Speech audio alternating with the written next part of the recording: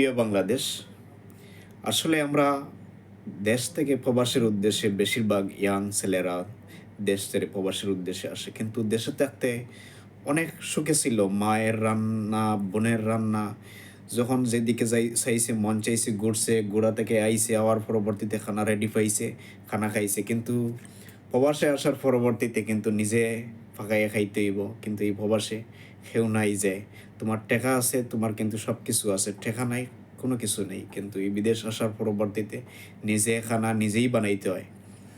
নিজে প্রথমত সমস্যা, বিদেশ আসার পরবর্তীতে ভাষা শিখা লাগে, অনেক কষ্ট। যতদিন পর্যন্ত তুমি ভাষা জানো না, ভাষা শিখো নাই, এতদিন পর্যন্ত অনেক কষ্ট। আর দ্বিতীয়ত নম্বর খানা বানানা। খানা যদি নিজে না বানাইতে পারোতে কিন্তু আরও বেশি সমস্যা। আর কিন্তু যখন আপনি ডিউটিতে লাগে যাই বা ডিউটি থেকে আসার পরবর্তীতে কিন্তু খানা বানাইতেই হইব। খানা যত সময় বানাইছো না, তোমারে কিন্তু অন্য কেউ খাওয়ার কথা বলবে না। তোমার কাছে খানা রেডি আছে, আর একজন তোমার এই রুমের আর একজন আছে, ও বলবে আসো ভাই খানা খাও। যখন তোমার কাছে দেখো তুমি খানা বানাও নাই, ও আর বলবে না তোমারে যে আসো খানা খাই, এরকম বলবে না। কিন্তু খানা বানানা অনেক কষ্ট বিদেশ বাড়ি।